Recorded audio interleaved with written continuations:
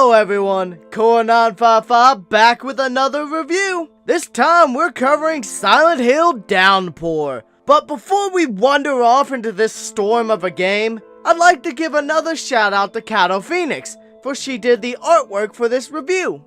Make sure to check her out down below. Now that we've got that out of the way, let's move on and get started. Downpour was teased by Konami in April 2010 with a trailer. The game was developed by Vatra Games, and it went through several different forms, such as originally an FPS. A criminal was specifically chosen to be the protagonist to change up the usual story progression of a seemingly normal person dragged into a hellscape. The overall concept of the game is a psychological survival horror game with a focus more on the story of Murphy Pendleton. You are Murphy Pendleton, a criminal being transferred to a Supermax facility. On the way there, the bus suffers a horrible accident, and you, plus all the bus occupants, are thrown into Silent Hill. As you attempt to escape the town, you will uncover the pieces of your past. But will you want to know the truth when you're done? So we hit the gates running, and we trip right over the first hurdle into our face. Gameplay is not a strong area in this game. The combat is clunky as hell. Fighting every enemy in this game just feels really repetitive and monotonous. Not to mention the fact that you can barely get a swing in without them blocking. You're better off running most of the time and saving the resources instead of fighting. Further compounding this is the repetitive, annoying enemies. You'll just have like 3 or 4 of the same character attacking you, jumping on your back, trying to bite into your neck, all at the same time. Now the game does do the survival part of the survival horror correct. With limited resources hidden throughout the town, it does reward a thorough search. There's many side quests that also add to this. Though, given how annoying the combat is though, you're probably going to want to just make a beeline for the end of the game. Now the game also features chase sequences as part of the world shifts. I kinda found them fun and tense, and it was certainly a lot more enjoyable than the rest of the gameplay. Many of the mechanics in the game feel downright pointless, such as the door peek. It makes sense when the game was an FPS, but in a third-person over-the-shoulder game, it really makes no sense. Honestly, it feels like the devs made each part of the experience separately and just got together and duct-taped it all at the end, resulting in a very hit-or-miss experience. Honestly, the controls in this game feel very stiff and clunky, which doesn't help the already abysmal combat in the game. Many times I'll accidentally throw my weapon instead of trying to swing. And honestly, the blocking is very hit or miss. It feels almost pointless given the fact that it fails all the damn time. It's also a bit of an odd choice that the heal is bound to the D-pad. Sometimes I'll misclick and use it on accident when I'm trying to access my inventory or my lighter. I prefer the older inventory menu / pause system for the older games. It fit the game style a bit better in my opinion.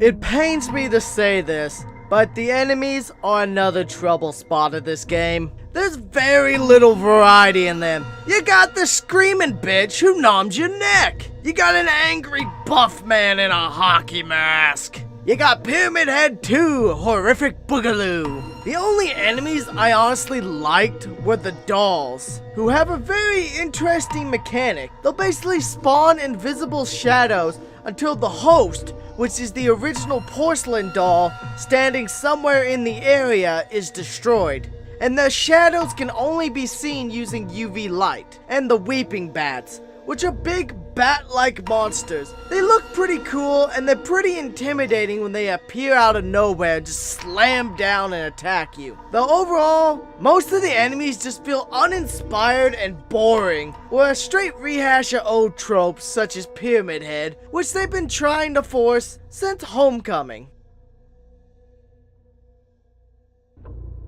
Honestly, the atmosphere within the game is one of the few strong areas throughout. I love the rain mechanic in the game, and it's a very interesting concept of basically how the rain gets heavier the more and more enemies come out. The downside with this is the enemies are so poor and irritating to fight that you don't want it to start raining heavier.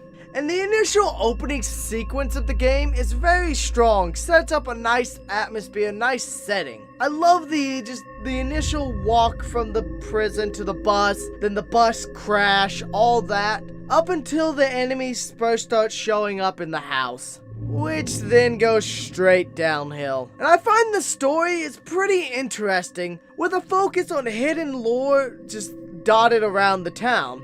And the chase sequences / world shifts are unique within the series, and they're fairly well done, keeping me on my toes. Now notice I didn't mention soundtrack in the atmosphere, and you could guess why. Let's move on. Yet another weak point within the game. The music outside of 1 or 2 tracks are quite subdued and they don't stand out at all. Most of the time I don't even hear the music due to whatever's going on in the game, be it enemies, be it me screaming because I'm being attacked, just due to the rain itself. Almost none of the tracks are interesting and catch your ear, which is far from the norm in Silent Hill. Compared to Silent Hill 1's stellar soundtrack, you're just gonna be so disappointed.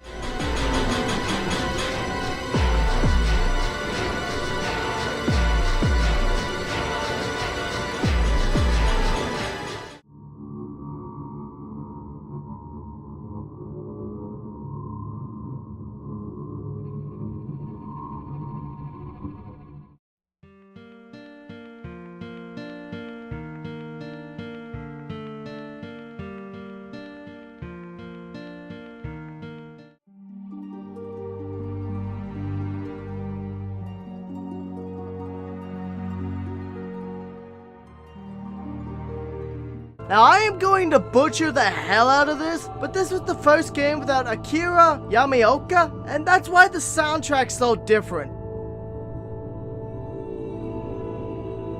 So honestly, graphics is the weakest area of the game. The game stutters and freezes hard, especially on every autosave, which makes the combat even worse than it already is if you have the game freezing on you. Also, textures will very often fail to load in, or they'll pop in at random, completely ruining the atmosphere and makes an already clunky game worse. Now let's move on to the downsides.